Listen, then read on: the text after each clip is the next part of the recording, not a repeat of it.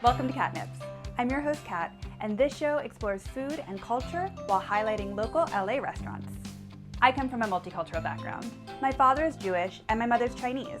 Food was at the center of our family and our experiences. Some of my favorite memories are trying new foods with friends and family. I really hope to encourage others to try different cuisines while helping out local restaurant owners. You can learn a lot about another culture through their food, and there's a lot to explore. Today, my guest is Kimberly Truong. She's an incredible award-winning screenwriter, producer, and comedian. Hi, Kim. Thanks for being on Catnips. Thank you for having me. So, as I said before, this show is about exploring food and culture and the relationship in between. I myself come from a Chinese and Jewish background, where food was pretty much at the forefront of everything we did. So Kim, can I ask you what your cultural background is? Yeah, my mother's Vietnamese and my father's American. Amazing. So, half and half. So we decided to try Glendale Pho for our time today, which is a Vietnamese restaurant. Mm-hmm. A little bit about Glendale Pho from their website. They said that they wanted to bring to Glendale the exotic and authentic taste of Vietnamese cuisine, that they opened their doors in 2011, and that their goal is to serve great, healthy, authentic Vietnamese food made with fresh ingredients, which I love. That's wonderful, I know. And so, yeah, I'm really excited to start this. What did we order?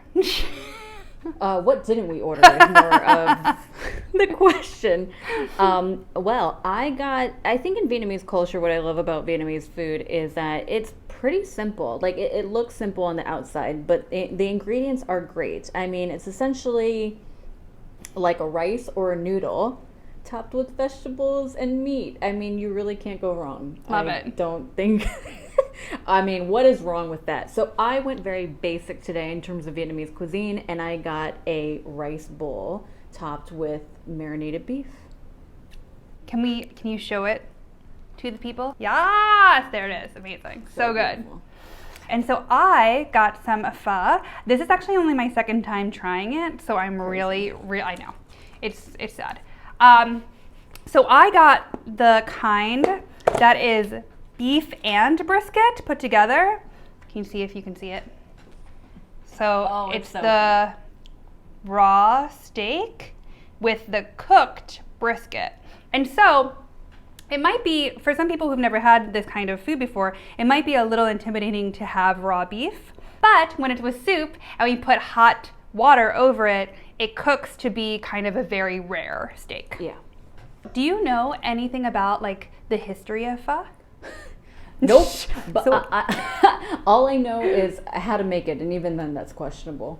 Amazing. And so for everyone who might not have ever tried pho, it is basically noodles, meat, spices, and soup, or hot water with some broth and spices. Mm-hmm. And so, how would you, when you bring it home? I would assume that if someone never tried this before, they might be a little confused about what to do. Sure. So what are some steps that you would walk me through? Guys, it's pretty simple. You're gonna, as you saw, Kat has a beautiful bowl of, and then it depends on what, how your place prepares it. Sometimes they separate the noodles out from the meat and what have you. But this has the meat on top of the noodles. I would just tell her to carefully take those noodles and migrate it into that bowl nice and tidy as you can. The noodles will stick together, yep. But once you pour that broth over it, they will start to spread out and enjoy their personal space, those noodles. But yeah, that broth, I mean, ideally you want it nice and hot. It looks nice and steamy. You might not be able to see it because it's very full. Oh yeah, okay. Yeah, we can see it top. So I'm gonna top it over. Top it over. Yep, go crazy. And as you can it's very hot. Oh, yeah. So, yeah, you want that broth piping hot because the meat comes raw. If you get the pho thai with the raw steak, it will cook in the broth, and that's what you want. And so, yeah, so now I would just take some chopsticks, which you have there,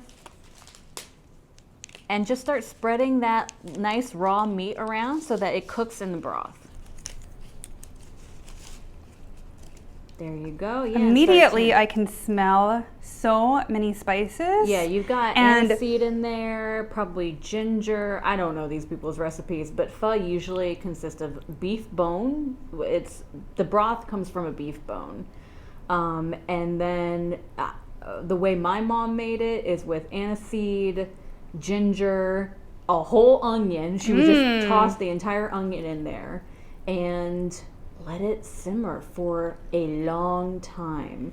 So that's why I say sneakily it looks like an easy dish, but it's very time consuming. And I want to show the people watching. As you saw, it was very pink, very raw beef. And it has only been in this hot water, I would say, for a minute. And it already looks like this. Right. And if you get this at the restaurant, honest to God, by the time it comes to your table, it's probably already cooked, because we ordered this to go. And so when you're at a restaurant, that thing, it's funny, it'll say, you probably won't even realize. Yeah, it'll say rare steak on the menu, but it probably won't even come out rare. Amazing. Oh, I can't wait. I can't wait. Oh, wait, and these are toppings, correct? Yep.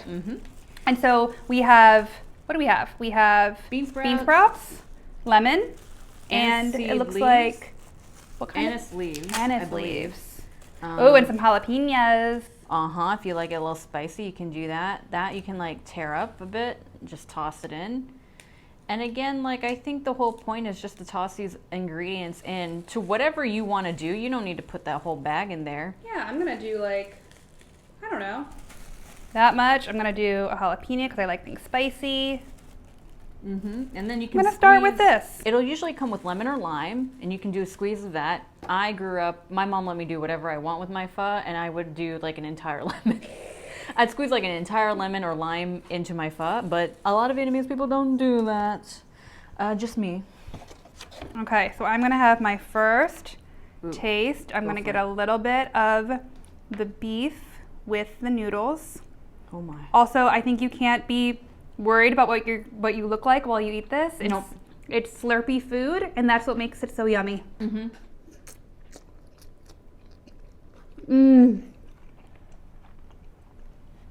Wow, that's good. Also, too, if you want, you can put hoisin sauce in your soup. Not for everybody. I don't personally do it. You do your pho the way you want to do it, right? Some people put sriracha or chili sauce. Ooh.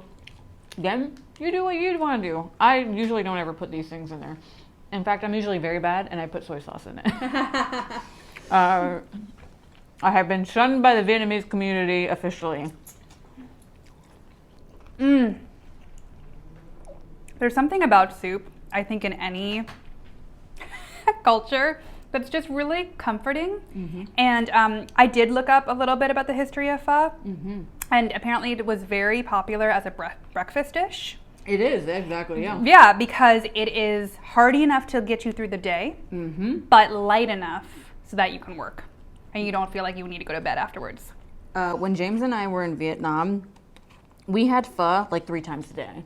It's like a part of your everyday cuisine, and you can buy it on the side of the road. In fact, I highly recommend, if you go to Vietnam, you do get your pho from a lady in a big pot on the side of the road.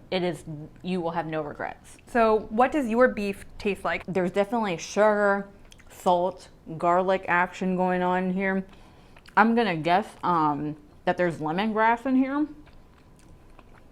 Usually lemongrass is a staple for putting into beef or meat for Vietnamese food.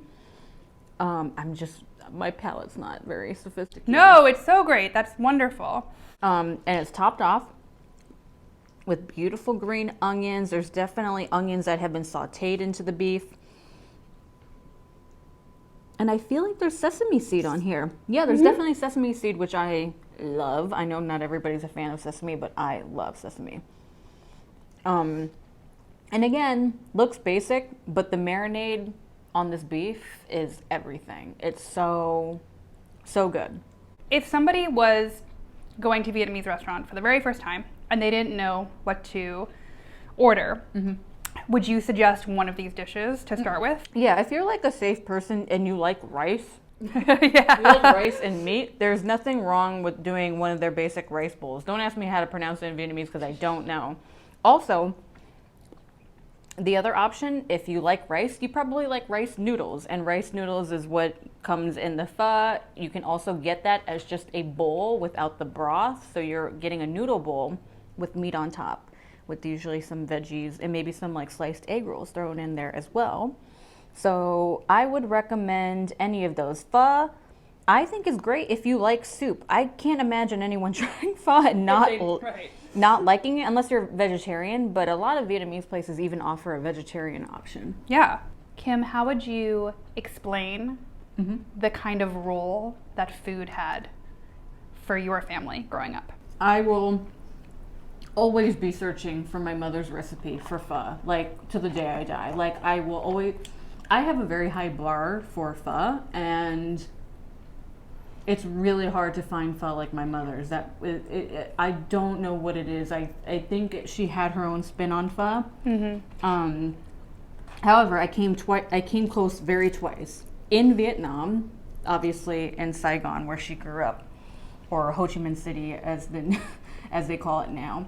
And funny enough, in Little Saigon in Southern California, I believe is technically Orange County, near Anaheim. But to me, like food, I like remember just my mom like magically creating some of these Vietnamese dishes and being like, and you know, as a kid, you don't really appreciate it as much because you just take it for granted. But now as an adult, I'm like, oh my God, I'm never gonna find food like hers, right? Yeah. But my aunt, my mom's sister, she would host these barbecues and would put together like the best egg rolls you've ever had, the best Vietnamese beef you've ever had. It was so good. So I have so many positive memories of food growing up.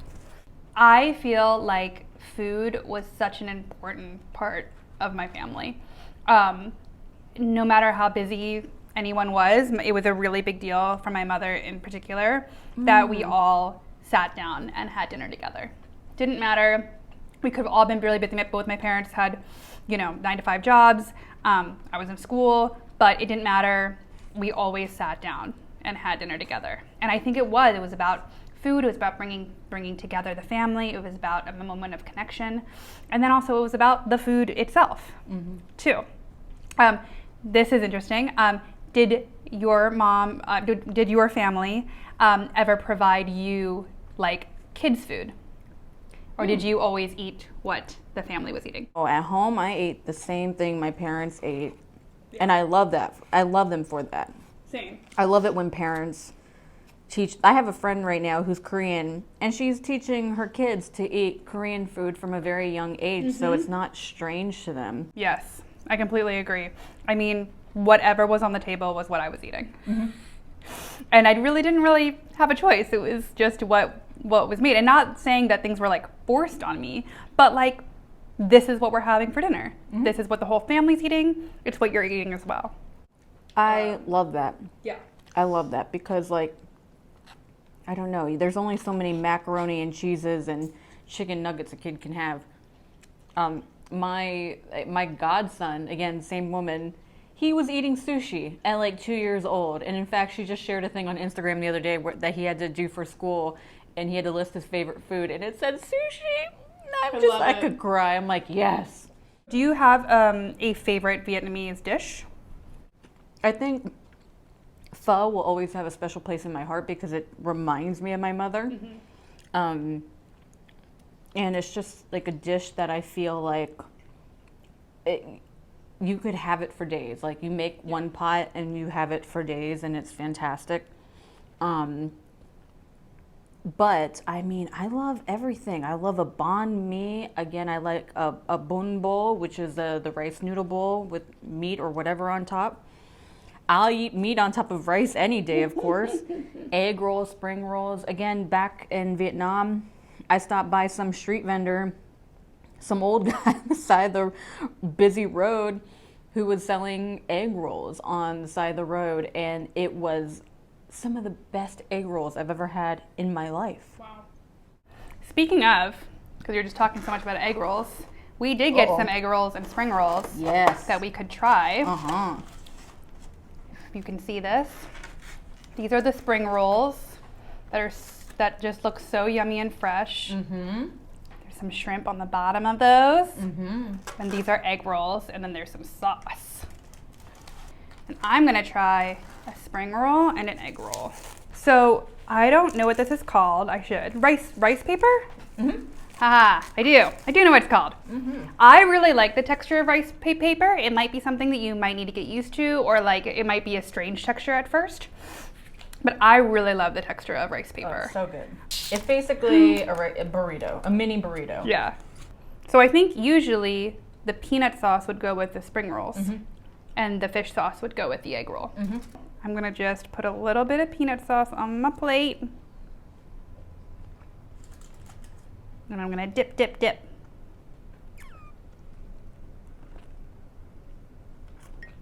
Mmm. So good. It's everything you could dream of. It's lettuce, usually cucumber, again, the rice vermicelli or the rice noodles inside. This one has shrimp in it. Sometimes you can get pork, sometimes you can get beef. It really depends on where you go and what they offer. It's just really light and fresh, and you can taste all the ingredients. That's what I really like about a spring roll. Mm-hmm. Okay, I'm gonna go in for the egg roll. Do it. Now, do we know if there's a difference between, because a lot of Asian restaurants have egg rolls. Do we feel like there's a difference between the egg rolls within cuisines? I think so. A Vietnamese egg roll is different to me than a Chinese egg roll. I want to say the Vietnamese egg roll is made with a different kind of paper than the egg roll. The coating is a lot thinner than the coating at a Chinese restaurant. And usually, if you look inside the egg roll, it's usually like a dense mixture of pork, carrot, onion, maybe even some mushroom. I think the spices are different than what you would find in a Chinese egg roll. Chinese egg rolls are usually thicker, whereas like a Vietnamese egg roll, I feel is much more compact. So good. Both of these appetizers were fantastic. I did also get a banh mi, which is a sandwich.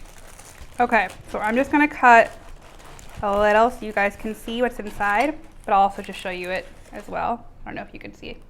This is a banh mi. This is a popular sandwich that you can just get kind of on the street. It's kind of known as like fast food almost, but again, fast food with care and love and different spices. I want to say the banh mi was inspired by the French colonization in Vietnam.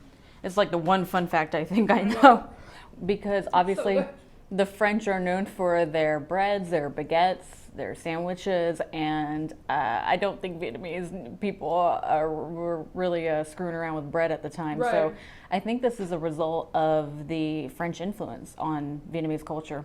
You guys, if by chance the pho or like the rice dishes seem a little scary and you just want to try a sandwich, this is fantastic. You really can't go wrong. I cannot tell you how good it is. The seasoning is so yummy and the beef is like melting in my mouth. So if I were you and I was trying Vietnamese food for the first time, I would get this sandwich, especially from Glendale Pho. I'm not going to talk about any other place because that's where we're getting it from today. But I would get this sandwich and either pho or a rice dish because I just think you cannot go wrong. It's like a Cuban sandwich. It's like a Vietnamese Cuban sandwich. You really can't go wrong. Again, if you like meat and you like bread, you like seasoning. So Kim, is there importance of cultural pride in your food?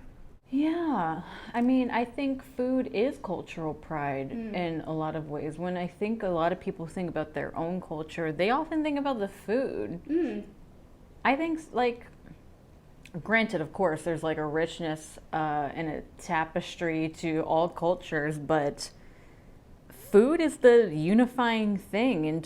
It's something that everyone has to have, everyone has to experience in one way or the other, and I'm very lucky that that I was able to get my mom's recipe before she died. Like, it was one of the things that I remember asking her about, even before like I knew that she was really unhealthy, like it was one of the things where I was like, you need to teach me this. Because first of all, I mean, I can't, first of all, I will always be trying to make pho like my mother's. Even with her recipe, I'm still trying. But yeah, there's so much pride, I think, in the idea of like, especially like the immigrant culture of wanting to make sure that you pass this down to your children. This appreciation and this love of being able to provide, right? Because sometimes a lot of immigrant families come from places where they weren't able to give as much where they were originally as to where they are now being in America, or want to be able to give more to their children by being here in America. And I think food is a big part of that, is a big part of showing your love for your family, especially in Asian culture. I appreciated the food more when I got to see my parents make it. I don't remember the takeout we had. You know what I mean? I remember the home cooked meals because I remember seeing my mom put it together. She was also really about me being in the kitchen. So like if I was curious about how something was making, you know, she would like put up like a stool and like have me like look at what was going into the pot. But I think when you understand how your food is made, I think the food tastes better. Oh, 1,000 times. Yeah, 1,000 times, because there's that appreciation. And as cliche as it sounds, but like it's made with the secret ingredient of love. Like I do think that is a big component of how a food tastes, is knowing that someone who loved you made it for you. Yeah. So now that I'm grown up, Don't remind me. I know. I crave like Asian food. I crave Chinese food a lot. But when I was younger, there was a moment where I was like, oh, I think I just want burgers and fries like my friends. Or I would get like a little, embarrassed by having like lo mein at lunch. Did that ever happen to you? Was there ever like a time that you like really wanted American food to either fit in or just like, I don't know, go through a phase? Or were you always fine and happy to have more Vietnamese food? I think, frankly, because obviously I grew up in America. My dad was pretty Americanized. Technically, he's Canadian, but, that's the same thing. Sorry, Canadians. I'm kidding. But, like, he was westernized, right, is what I'm trying to say. So, like, I grew up in a westernized and Vietnamese household. So I had both. Even my mom, when she came from Vietnam to here, she really embraced American culture. She made meatloaf. She made, Thanksgiving dinners and roast beefs and stuff like that. So I was very lucky in that I had the best of both worlds, truly, because like I had the most amazing Vietnamese food, and then my mom would try her hand at meatloaf, and it was fantastic. So I never really felt ashamed also too, because funny enough, I very rarely went to school with packed lunch. I was usually one of those kids who bought lunch at school, or just got like whatever lunch they gave me, part of my program. But like, I never had to deal with the awkwardness of, I know some immigrant kids have to deal with like being sent to school with whatever your mom made or your dad made for you. So I didn't really get to experience that. So I never really had that shame. Yeah, and it's so funny that, of course it was like, looking back, right, it was shame, but it was also just like not understanding why I was being made fun of for something that it was like, it was a true confusion, because it was like, well, I eat this, my parents eat this, and it's actually really good. Right. And like the fact that you're making fun of me for it, and everyone's they're like, eating a shitty Lunchables. Yeah, it was just like really confusing. With some like concocted meat from like God knows where. Yeah, and like the biggest things that they would make fun of me for would be lo mein, because they would say it looks like worms. Then meanwhile they're eating like gummy worms, right? Like things that are made to look like worms. And then like Hamantaschen, which is just like it looks like a hat shortbread cookie with like jam inside, and they just thought that was like the weirdest thing in the world. Like I remember people being like, "What is that?" Right? Yes. And again, it was like this other feeling, this like otherness, which like is just so crazy because now I feel really special that I had those things. So yeah.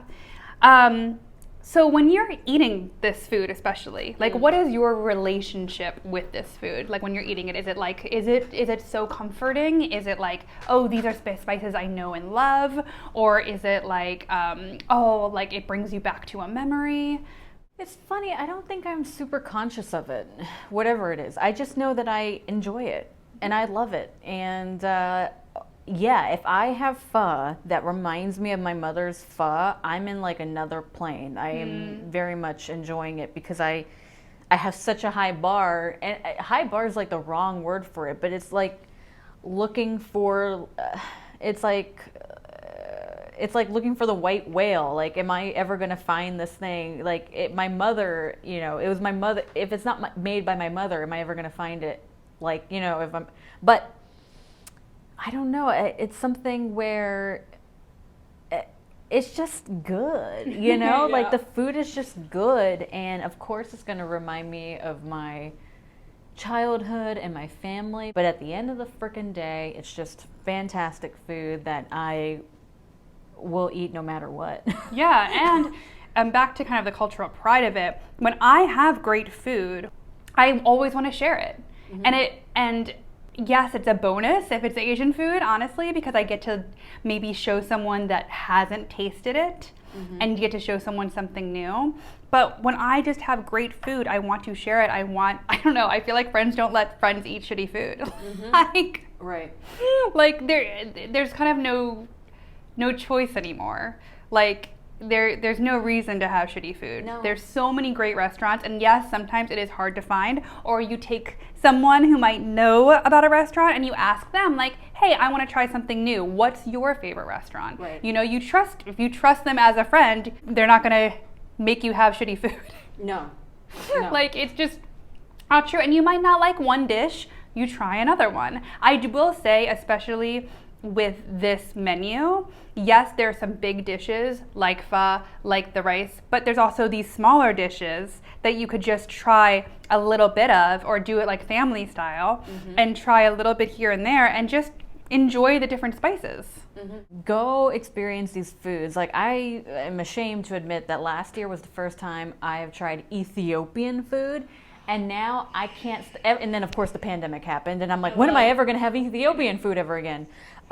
Simply because I feel like Ethiopian food, I don't want to I feel like you have to sit down at the Ethiopian restaurant to have it. There's just something about like, comes out on this big serving platter, and you got to use your hands, whatever. Like, I can't do that with the takeout experience. I'm sure, you know, support your Ethiopian restaurants, guys. But like, I want to be in the Ethiopian restaurant. I want to eat it the Ethiopian way. And I also feel the same way about Vietnamese food too. Like pho, I want to have the pho at the restaurant. I want to have it piping hot, coming out to me in a bowl, ready to go. But like, obviously in a pandemic, you know, you have to make do. But try new things, because there are incredible foods out there, and I think oftentimes it's really silly that Asian food gets a bad rap, which is very humorous because it's usually containing the same things that American foods have. Thank you so much for being on Catnips, Kim. It was wonderful. I loved having you here.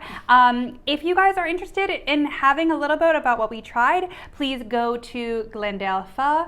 It is glendalephco.com. Their Instagram is Glendale Pho Co. Now more than ever, we really need to be supporting local restaurants, and so why not try a new cuisine? So before we go, Kim, is there anything that you would like to tell the audience of what you're up to, what they can see you in, how they can follow you? Sure. If you just so happen to want to check out my podcast, I have a podcast called Crush Fictionally, where we talk about fictional characters we love from movies and TV shows and books.